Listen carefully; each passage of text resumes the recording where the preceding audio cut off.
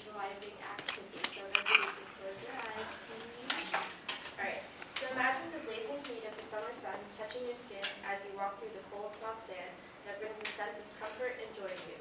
The sound of the waves are constantly and rhythmically beating against the shoreline, and their sound echoes through the air and breeze as it brushes over your face ever so softly as you keep walking toward the sea. From up above, you can hear the sound of seagulls cry and their wings flapping skillfully through the clear blue sky.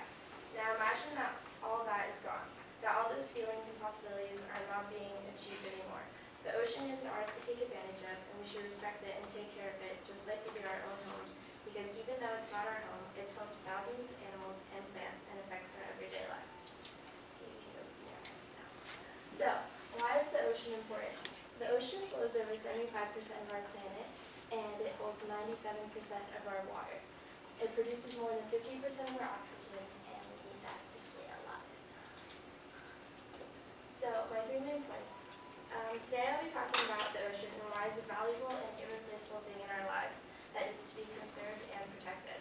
So, today I'll be talking about how we need to have trash-free seas and shores, fighting this new and upcoming disaster called ocean acidification, and having more protected marine areas.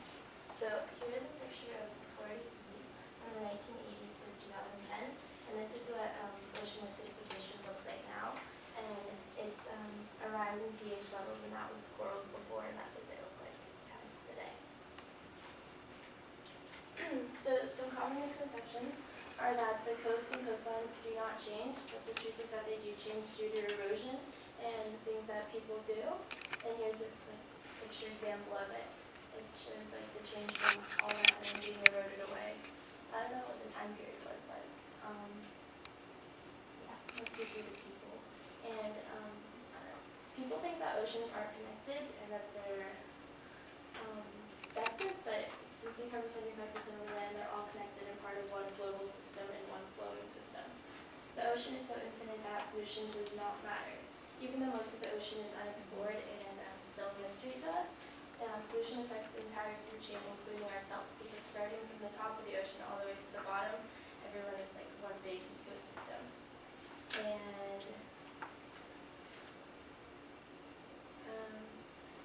the ocean, even though it affects not only our food, it also affects our tourism and the recreation, and it's critical to the economy that we live in, especially in Florida, since we live so close to the ocean.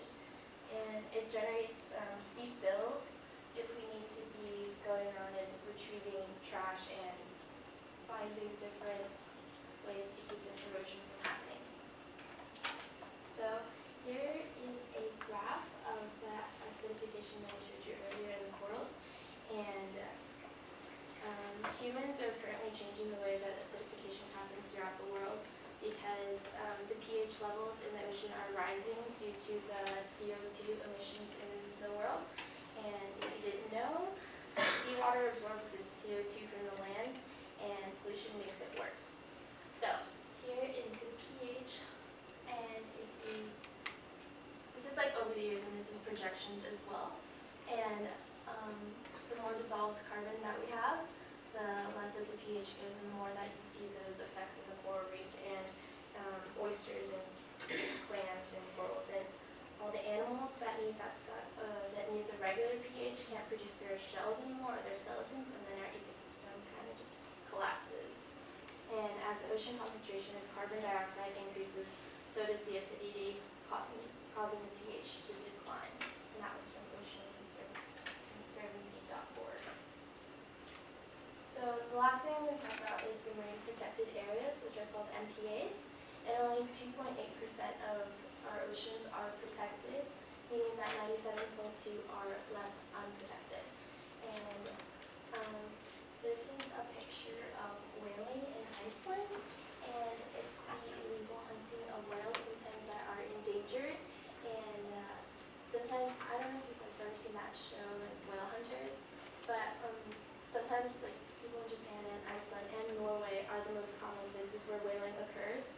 And they will chase them out into unprotected waters, or chase all these whales out, and then hunt them, and then take only what they need and what they find valuable, and sell it, and then throw them back in the ocean, leaving just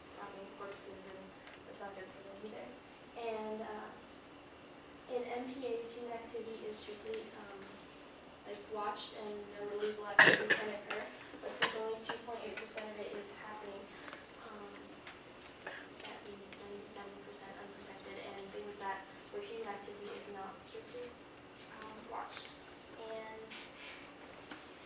also in SeaWorld, I don't know if you guys have ever seen was it Blackfish? It's kind of the same thing.